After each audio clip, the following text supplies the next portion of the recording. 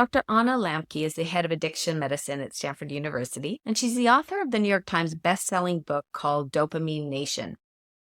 And here she talks about how it's important for us as parents to let our kids know what we're observing with them around their time online and how they act when they're offline.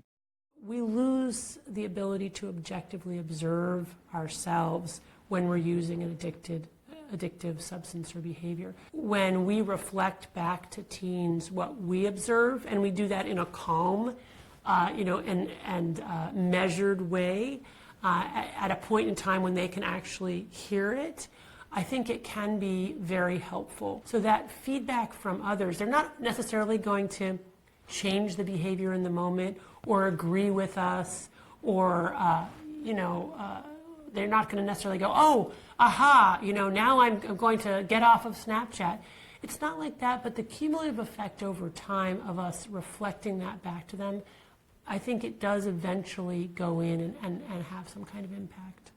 That's why it's so important to have these conversations and raise awareness about the addictive potential of social media and other digital content, because a lot of parents, I worry, are just giving up, right? They're just saying, forget it. I have spent too many attempts to try to get my kid off it. It's over. And I don't think we should do that. I think, first of all, we have to model what we think is healthy use, right? So I have parents who come in and say, my kid's always on their phone, and in one 50-minute interview, they've been on their phone, and so we certainly have to look at ourselves, model the type of healthy relationship with technology that we want to have and that we want our kids to have. But I think it's really important not to give up on them or on pushing back on the ways that technology has entered our lives in an unhealthy way. We have to continue to call each other out, and not just parents to kids, kids to parents too.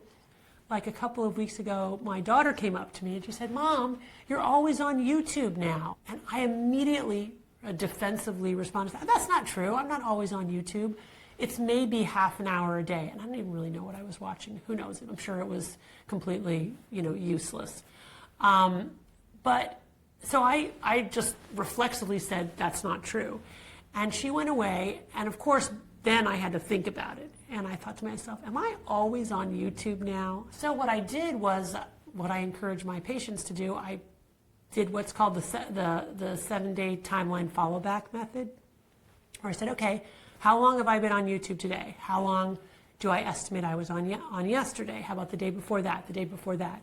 Once you get to 7 days, you add it all up, and lo and behold, I could estimate, based on focusing on it a day at a time, that I had been on YouTube about 10 hours in that past week, which was much more than I thought. And that's really the key thing. It's not so much there's no data like what's the right amount of YouTube, what's a healthy amount of YouTube. We don't have that, right? And it sort of depends on many different things. Why you're on YouTube, what's your job. But for me, I had thought it was more like 2 to 3 hours a week, and it really was more like 8 to 10 hours a week. And so that was a little bit of like, my daughter's right, and what she's observing is something that's actually true, and I lost track of it. So I think as family members, we can and should hold each other accountable in that way. Thank you for watching this video. We publish new videos every week, so if you enjoy this sort of content, please like and subscribe to the channel.